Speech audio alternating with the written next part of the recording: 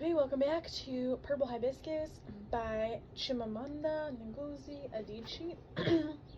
Today I am on page 162 of my copy, and yeah, let's get into it. Papa-Nnukwu had woken up before everyone else. He wanted to have breakfast sitting on the veranda to watch the morning sun, and so Auntie Ifioma asked Obiora to spread a mat on the veranda, and we all sat and had breakfast with Papa-Nnukwu, listening to him talk about the men who tapped palm wine in the village, while I left at dawn to climb up the palm trees, because the trees gave sour wine after the sun rose. I could tell that he missed the village, and he missed seeing those palm trees and the men climbing, with a raffia belt encircled them and the tree trunk. Although we had bread and okpa, the bornvita for breakfast, Auntie Ifioma made a little fufu to bury Papa-Nnukwu's tablets in, soft spherical coffins that she carefully watched Papa-Nnukwu swallow. The cloud had lifted from her face. "He will be fine," she said in English. "Soon he will start nagging about wanting to go back to the village." "He must stay for a while," Amaka said. "Maybe he should live here, Mama. I don't think that girl, Chinelu, takes proper care of him." "Igaskwa! He will never agree to live here. When will you take him to do the tests?" "Tomorrow. Dr. Nwunduma said I can have 2 tests done instead of all 4. The private labs in town always want full payment, so I will have to go to the bank first. I don't think I will finish in time to take him today, with all those lines at the bank." A car drove into the compound then, and even before Amaka asked, "Is that Father Amadi?" I knew it was him. I had seen the small Toyota hatchback only twice before, but I could point it out anywhere. My hands started to shake. "He said he would stop by to see your Papa-Nnukwu," Auntie Ifioma said. Father Amadi wore his soutane long sleeve and loose fitting, with a loose black rope slanted around his waist. Even in the priestly garb, his loping, comfortable gait paled my eyes and held them. I turned and dashed into the flat. I could see the front yard clearly from the window in the bedroom, which had a few louvers missing. I pressed my face close to the window, close to the small tear in the mosquito net that Amaka blamed for letting in every moth that flapped around the light bulb at night. Father Amadi was standing by the window, close enough for me to see the way his hairs lay in wavy curls on his head, like the ripples in a stream. "His recovery has been so swift, Father Chunkwa Aluka," Auntie Ifioma said. "Our God is faithful, Ifioma," he said happily, as though Papa-Nnukwu were his own relative. Then he told her that he was on his way to Isinu to visit a friend who had just got back from missionary work in Papua New Guinea. He turned to Jaja and Obiora and said, "I will come by this evening to pick you up. We'll play in the stadium with some of the boys from the seminary." "Okay, Father." Jaja's voice was strong. "Where is Kambili?" he asked. I looked down at my chest, which was heaving now. I did not know why, but I was grateful that he had said my name, that he had remembered my name. "I think she's inside," Auntie Ifioma said. Jaja, tell her she can come with us if she likes." When he came back that evening, I pretended I was taking a siesta. I waited to hear his car drive off with Jaja and Obiora inside. Before I came out into the living room, I had not wanted to go with them, and yet when I could no longer hear the sound of his car, I wished I could run after it. Amaka was in the living room with Papa-Nnukwu, slowly, oiling the few tufts of hair on his head with Vaseline. Afterwards, she smothered talcum powder on his face and chest. "Kambili," Papa-Nnukwu said, when he saw me, "your cousin paints well. In the old days, she would have been chosen to decorate the shrines of our gods." He sounded dreamy. Some of his medications probably made him drowsy. Amaka did not look at me. She gave his hair one last pat, a caress, really, and then I sat down on the floor in front of him. I followed the swift movements of her hand as she moved the brush from palette to paper and then back again. She painted so quickly that I thought it would all be a muddle on the paper, until I looked and I saw the form clearly taking shape, a lean, graceful form. I could hear the ticking of the clock on the wall, the one with the picture of the Pope leaning on his staff. The silence was delicate. Auntie Ifioma was scraping a burnt pot in the kitchen, and the cru-cru-cru of the metal spoon in the pot seemed intrusive. Amaka and Papa-Nnukwu spoke sometimes, their voices low, twining together. They understood each other, using the barest words. Watching them, I felt a longing for something I knew I would never have. I wanted to get up and leave, but my legs did not belong to me, did not do what I wanted them to. Finally, I pushed myself up and went to the kitchen. Neither Papa-Nnukwu nor Amaka noticed when I left. Auntie Ifioma sat on a low stool, pulling the brown skin off the hot cacao yams, throwing the sticky rounded tubers into the wooden mortar, and stopping to cool her hands in a bowl of cold water. "Why do you look that way, O Genie?" she asked. "What way, Auntie?" "There are tears in your eyes." I felt my wet eyes. Something must have flown into my eyes. Auntie Fiona looked doubtful. "Help me with the cocoa yam," she said, finally.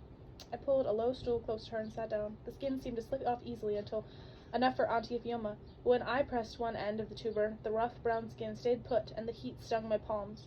"Soak your hand in water first." She demonstrated where to press and how to press, to have the skin come sliding off. I watched her pound the cocoa yams, dipping the pestle often into the bowl of water so the cocoa yam wouldn't stick too much to it. Still, the sticky white mash clung to the pestle, to the mortar, to Auntie Fiona's hand. She was pleased, though, because it would thicken the angubu soup well. "See how well your Papa-Nnukwu is doing?" she asked. "He has been sitting up for so long for Amaka to paint him. It's a miracle. Our Lady is faithful. How can Our Lady intercede on behalf of a heathen, Auntie?" Auntie Fiona was silent as she ladled the thick cocoa yam paste into the soup pot. Then she looked up and said, "Papa-Nnukwu was not a heathen, but a traditionalist. That sometimes what was different was just as good as what was familiar. That when Papa-Nnukwu did his Itsnu, his declaration of innocence in the morning, it was the same as our saying the rosary." She said a few other things, but I was not really listening, because I heard Amaka laughing in the living room with Papa-Nnukwu, and I wondered what they were laughing about, and whether they would stop laughing if I went in there. When Auntie Fiona woke me up, the room was dim, and the shrills of night crickets were dying away. A rooster's crow drifted through the window above my bed. "Nye," Auntie Fiona patted my shoulders. "Your Papa-Nnukwu is on the veranda. Go and watch him." I felt wide awake, although I had to pry my eyes open with my fingers. I remembered Auntie Fiona's words from the day before, about Papa-Nnukwu being a traditionalist, and not a heathen. Still, I was not sure why she wanted me to go and watch him on the veranda. "Nye, remember to be quiet, just watch him," Auntie Fiona whispered to avoid waking Amaka. I tied my wrapper around my chest, over my pink and white flowered nightgown, and I padded out of the room. The door that led to the veranda was half open, and the purplish tinge of the early dawn trickled into the living room. I did not want to turn the light on because Papa-Nnukwu would notice, so I stood by the door against the wall. Papa-Nnukwu was on a wooden stool, his legs bent into a triangle. The loose knot of his wrapper had come undone, and the wrapper had slipped off his waist to cover the stool, its faded blue edges grazing the floor. A kerosene lamp, turned to its lowest, was right next to him. The flickering light cast a topaz glow over the narrow veranda, over the stubby gray hairs of Papa-Nnukwu's chest, over the loose, soil-colored skin on his legs. He leaned down to draw a line on the floor with the nail of his hand. He was speaking, his face down as if addressing the white chalk line, which now looked yellow. He was talking to the gods or ancestors. I remembered Auntie Fiona saying that the two could be interchanged. Chineke, I thank you for this morning. I thank you for the sun that rises. His lower lip quivered as he spoke. Perhaps that was why his Igbo words flowed into each other, as if writing his speech would result in a single long word. He bent down to draw another line, quickly, with a fierce determination that shook the flesh on his arm, which was hanging low like a brown leather pouch. Chineke, I have killed no one. I have taken no one's land. I have not committed adultery. He leaned over and drew a third line. The stool squeaked. Chineke, I have wished others well. I have helped those who have nothing, with the little that my hands can spare. A cock was crowing, a drawn-out plaintive sound that seemed very close by. Chineke, bless me.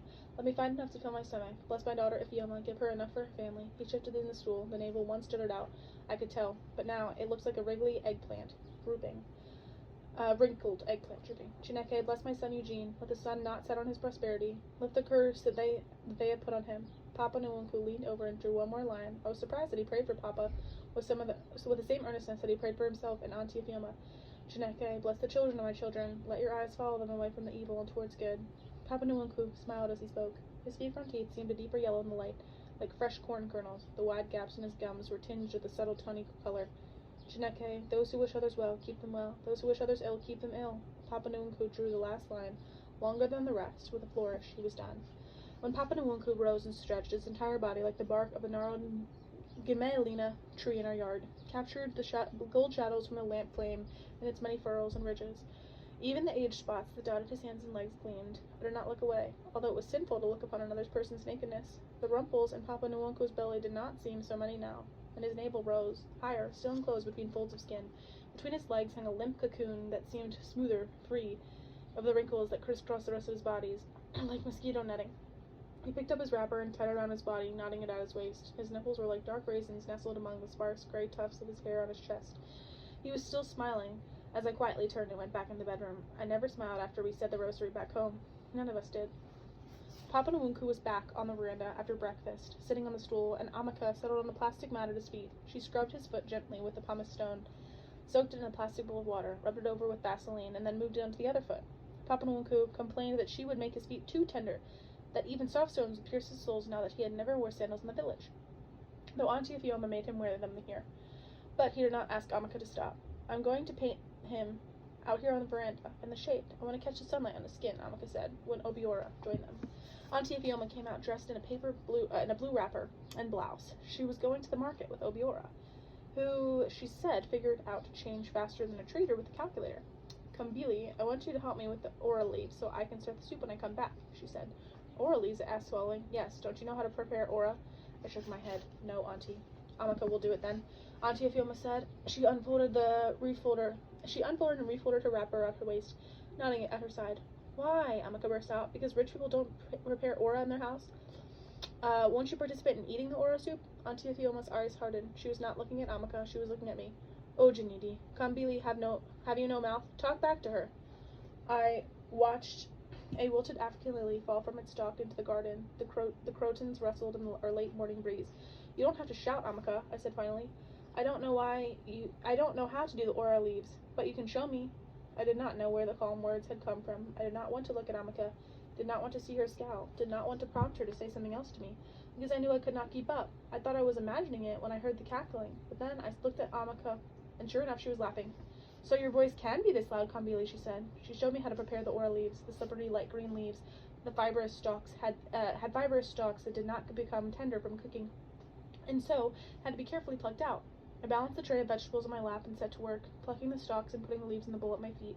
I was done by the time Auntie Fioma drove in, about an hour later, and sank into the stool, fanning herself with a newspaper. Sweat streaks had washed away her pressed powder of parallel lines, a darker color skin between the sides of her face. Jaja and Obiora were bringing in the foodstuffs from the car, and Auntie Fioma asked Jaja to place a bunch of plantains on the veranda floor. "Amaka, guess how much?" she asked. Amaka stared at the bunch critically before she guessed an amount. Auntie Fioma shook her head and said that the plantains had cost 40 niara more than what Amaka guessed. "Aye, for this small thing?" Amaka shouted. "The traders say it's hard to transport their food because there's no fuel, so they add up the cost of transportation." Oh dear, Auntie Emma said. Amaka picked up the plantains and pressed each between her fingers, as if she would figure out why they cost so much by doing that. She took them inside just as Father Amadi drove in and parked in front of the flat. His widescreen caught the sun and glittered. He bounded up the few stairs to the veranda, holding his soutane up like a bridge, holding a wedding dress. He greeted Papa-Nnukwu first, before hugging Auntie Fioma and shaking hands with the boys. I extended my hand so that we could shake, my lower lip starting to tremble. "Kambili," he said, holding my hand a little longer than the boys.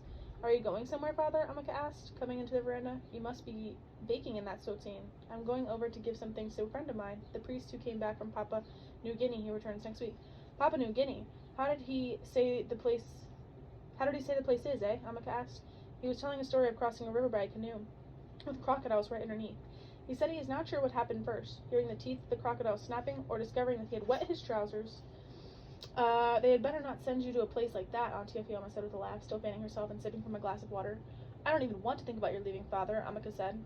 "You still don't have an idea where and when." "Okiwa? You still don't have any idea where or when?" "No. Sometimes next year, perhaps." "Who was sending you?" Papa-Nnukwu asked, in his sudden way that made me realize he too had been following every word spoken in Igbo. "Father Amadi belongs to a group of priests, missionary, and they go to different countries to convert people," Amaka said. She hardly peppered her speech with English words when she spoke to Papa-Nnukwu, as the rest of us inadvertently did. "Ezi ukwu?" Papa-Nnukwu looked up, his milky eye on Father Amadi. "Is that so? Our own sons now go to missionaries in a white man's land?" "We go to white man's land and the black man's land, sir," Father Amadi said. "Any place that needs a priest." "It is good, my son, but you must never lie to them. Never teach them to disregard their fathers." Papa-Nnukwu looked away, shaking his head. "Did you hear that, Father?" Amaka said. "Don't lie to those poor ignorant souls." "It will be hard not to, but I will try," Father Amadi said in English. His eyes crinkled at the corners and he smiled. "You know, Father, it's like making ukpa," Obiora said. "You mix the cowpea flour and palm oil, then you steam cook for hours. You think you can never ever get just the cowpea flour or just the palm oil?" "What are you talking about?" Father Amadi asked. "Religion and oppression," Obiora said. "You know, there is a saying that it is not just the naked men in the market who are mad," Father Amadi said. That streak of madness has returned and is disturbing you again. Okuya? Obiora laughed, and so did Amaka, in that loud way it seemed only Father Amadi could get out of her. Spoken like a true missionary priest, Father, Amaka said. When people challenge you, label them mad. See how your cousin sits quiet and watches? Father Amadi asked, gesturing to me. She does not waste her energy in picking up never-ending arguments, but there is a lot going on in her mind, I can tell. I stared at him. Round, wet patches of sweat encircled his underarms, darkening the white of his soutane. His eyes rested on my face, and I looked away. It was too disturbing, locking eyes with him. It made me forget who was nearby. Where I was sitting, the color of my skirt, what the color of my skirt was. Kambili, you did not want to come out with us last time? I was asleep. Well, today you're coming with me, just you, Father Amadi said. I will come and pick you up on my way back from town. We're going to the stadium for football. You can play or watch. Amaka started to laugh. Kambili looks frightened to death. She was looking at me, but it was not the look I was used to, the one where her eyes held me guilty of things I did not know. It was a different, softer look. There is nothing to be frightened about me. You will have fun at the stadium, Auntie Ifioma said. And I turned to stare blankly at her. Tiny beads of sweat like pimples covered her nose. She seemed so happy, so at peace, and I wondered how anybody around me would feel that way when liquid fire was raging inside me, when fear was mingling with hope and clutching itself around my ankles. After Father Amadi left, Auntie Ifioma said, Go and get ready so you don't have to keep waiting when he gets back. Shorts are best because even if you don't play, it will get hotter before the sun falls, and most of the spectator stands don't have roofs. Because they have spent 10 years building that stadium, the money has gone into people's pockets, Hamaka muttered. I don't have shorts, Auntie, I said. Auntie Ifioma did not ask why, perhaps because she already knew, and asked Amaka to lend me a pair of shorts. I expected Amaka to sneer, but she gave me a pair of yellow shorts as if it were normal, and I did not have any.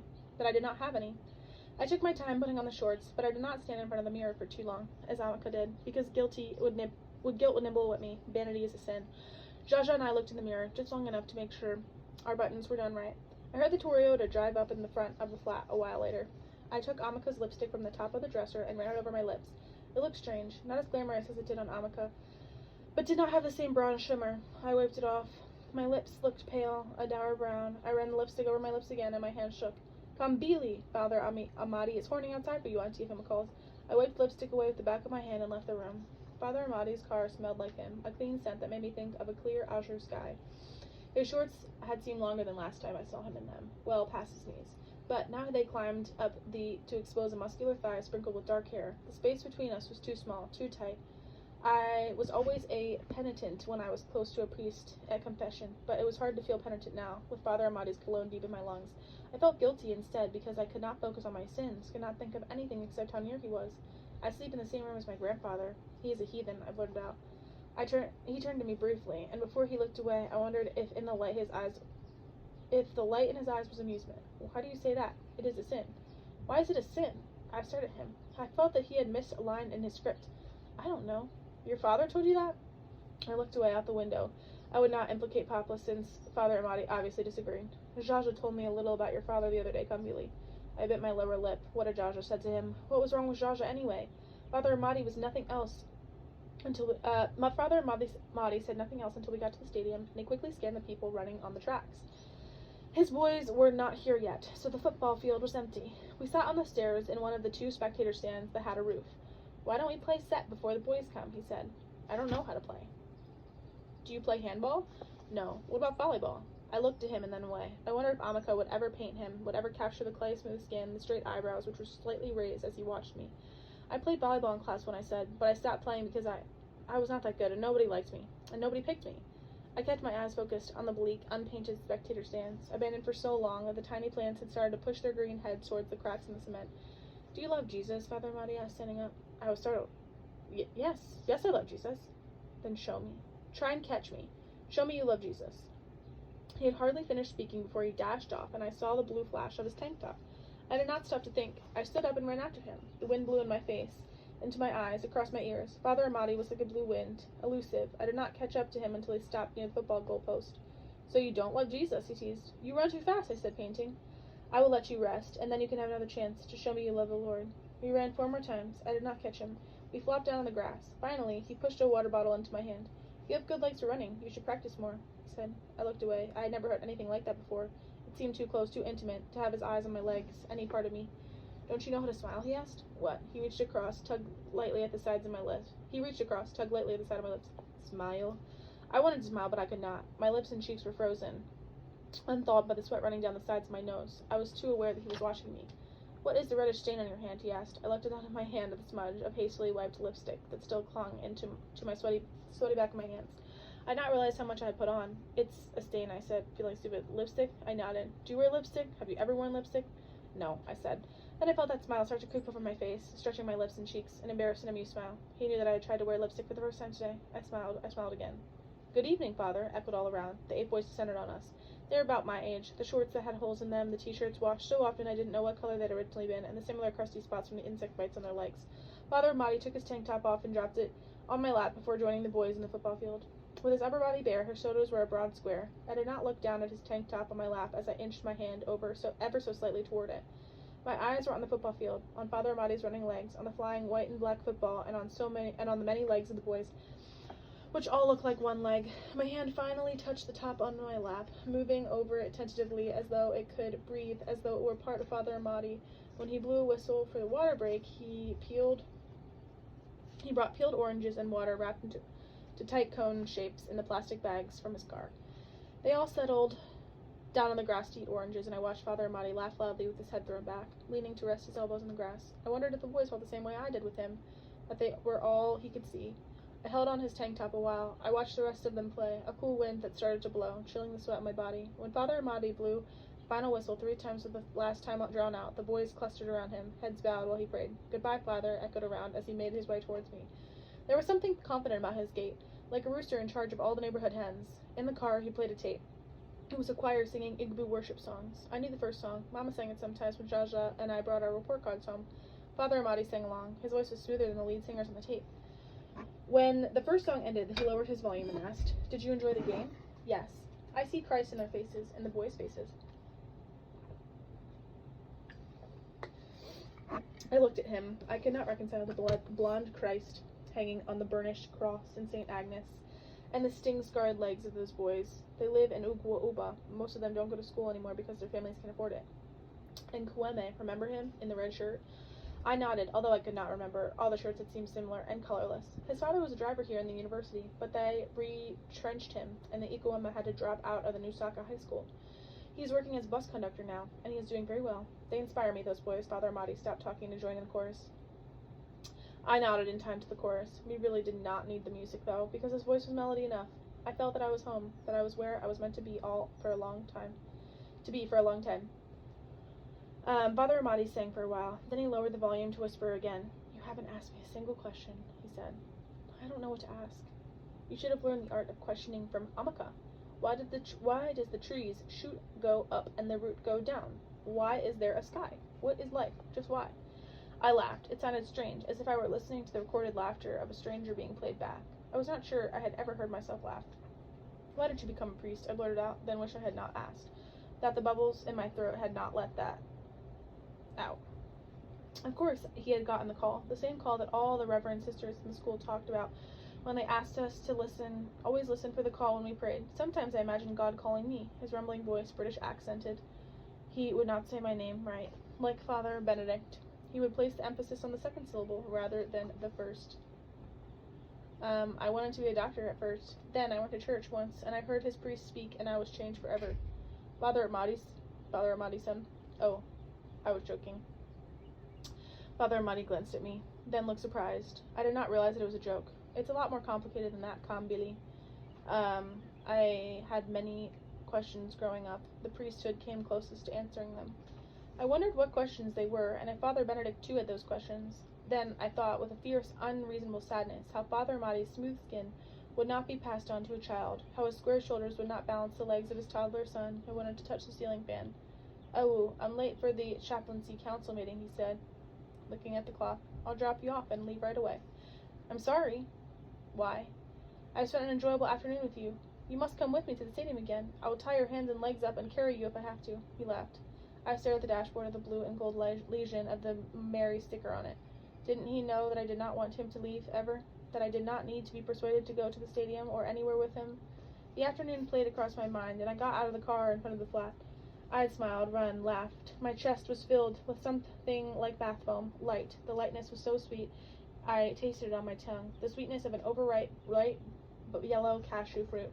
Auntie Fioma was standing behind Papa-Nnukwu on the veranda, rubbing his shoulders. I greeted them. Kambili nyo, Papa-Nnukwu said. He looked tired. His eyes were dull. Did you enjoy yourself? Auntie Fioma asked. Yes, Auntie. Your father called this afternoon, she said in English. I stared at her, setting the black mole above her lip, willing her to laugh her loud, cackling laugh and tell me it was a joke. Papa never called in the afternoon. Besides, he had called before he went to work, so why hadn't he called again? Something was wrong. Something had to be wrong. Somebody from the village, I'm sure it was a member of our extended family, told him that I had come to take your grandfather from the village, Auntie Fioma said, still in English, so Papa-Nnukwu would not understand. Your father said I should have told him that he deserved to know that your grandfather was here in Nusuka. He went on and on about a heathen being in the same house as his children. Auntie Fioma shook her head as if the way Papa felt were just a minor eccentricity, but it was not. Papa would be outraged that neither me nor Jaja had mentioned it, and when he called, my head was filling up quickly with blood or water or sweat. Whatever it was, I knew I would faint when my head got full. He said he would come here tomorrow and take you both back, but I calmed him down. I told him I would take you and Jaja home the day after tomorrow, and I think he accepted that. Let's hope we find fuel, Auntie Fioma said. Okay, Auntie. I turned to go to the flat, feeling dizzy. Oh, and he has gotten his editor out of prison, Auntie Fioma said, but I hardly heard her. And that's where we're going to stop for today.